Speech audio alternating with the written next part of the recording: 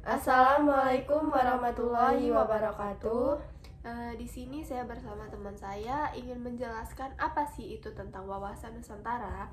Wawasan Nusantara itu ada beberapa macam, yaitu ada pengertian, ada asas, ada tujuan, fungsi, dan implementasi. Di sini saya tidak sendiri, saya di sini bersama teman saya.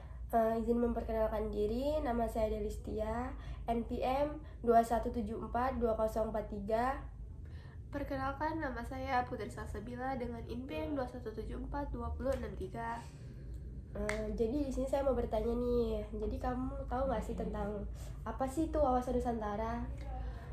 Wawasan Nusantara itu sendiri digunakan sebagai pedoman motivasi, dorongan, dan rambu-rambu dalam menentukan kebijaksanaan, keputusan, tindakan dalam penyelenggaraan negara di tingkat pusat, dan kehidupan bermasyarakat, berbangsa, dan bernegara.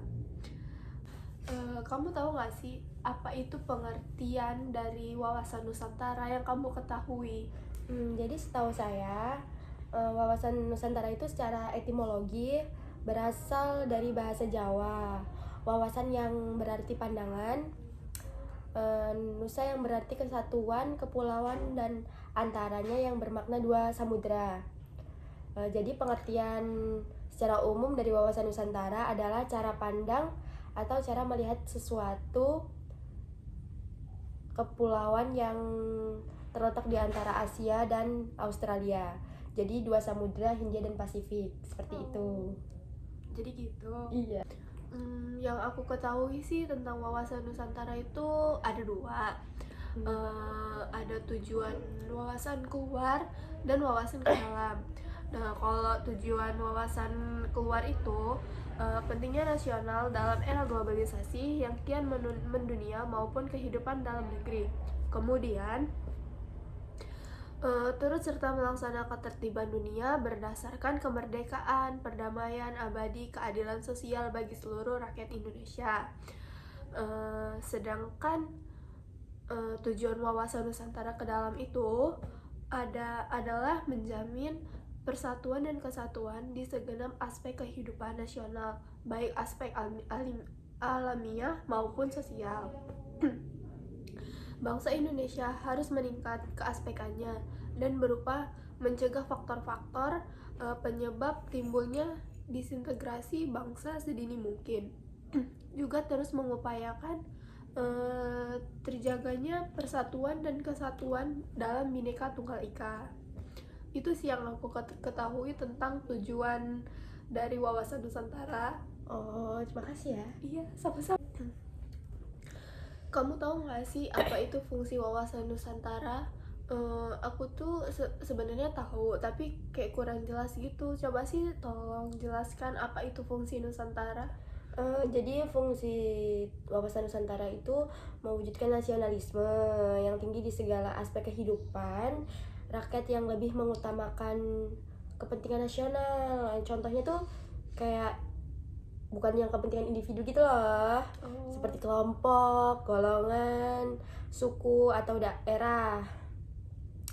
Terus dalam mewujudkan nasionalisme yang tinggi itu, hal yang mudah dengan adanya globalisasi saat ini mengakibatkan itu apa sih, pasar bebas gitu, kebebasan gitu ya. Terus tuh wawasan Nusantara itu memiliki 4 fungsi. Apa aja tuh fungsinya? Coba sebutkan saja, nggak usah dijelasin gampang. Jadi wawasan yang pertama ada wawasan pertahanan dan keamanan nasional, terus ada wawasan kewilayahan Indonesia, ada terus wawasan keduanya itu apa wawasannya? Wawasan wilayah Indonesia. Terus yang ketiga yang itu terakhir? Yang ketiga dulu. Oh, yang ketiga dulu. Wawasan, iya, yang ketiga. Wawasan pembangunan. Yang keempat itu ada konsep ketahanan nasional. Terus itu aja. Oh, itu doang. Jadi kamu tanya itu aja kan? Iya.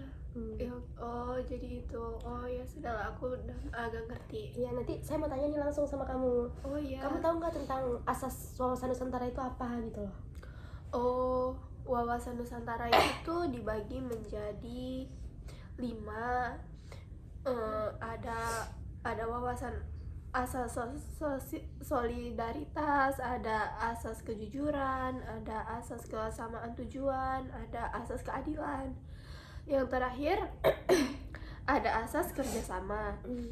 Kalau asas solidaritas itu adalah proses emosional dan moral yang terbentuk pada hubungan antara individu atau kelompok berdasarkan kepercayaan, saling percaya, kesamaan tujuan, cita-cita, adanya kesetiakawanan dan rasa sepenanggung jawab.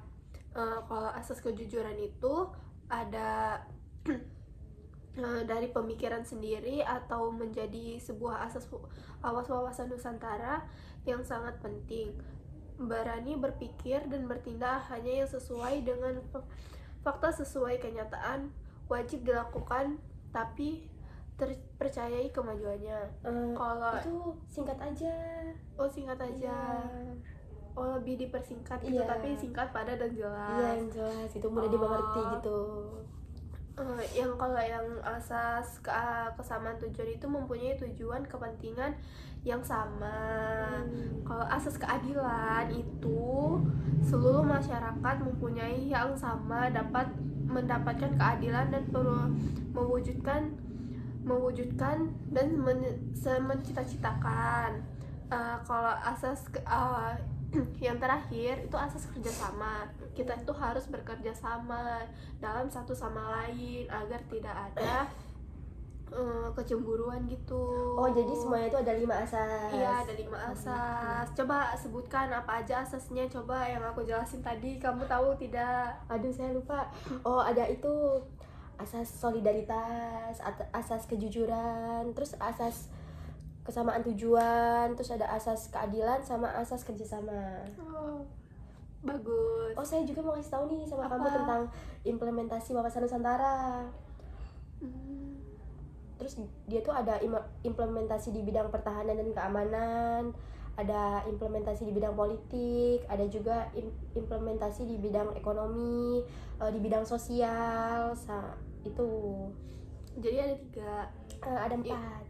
Oh iya, ada 4 implementasi. Jadi cuma segitu aja Ya, dari jadi penjelasan dari wawasan Nusantara. Jadi ada yang mau tanya lagi nggak? Aku cukup sih. Sama sih, terima kasih ya sharing hari ini. Iya, semoga bermanfaat apa yang sudah aku jelaskan tadi kepada kamu, dan kalau ada kata-kata yang aku tidak jelas dan salah dalam perkataan, tolong dimaafkan. Kalau kamu bagaimana? Iya, saya juga terima kasih ya. Maaf Oke. juga. Kita akhiri saja. Terima kasih. Wabillahi taufiq wal hidayah. Wassalamualaikum warahmatullahi wabarakatuh.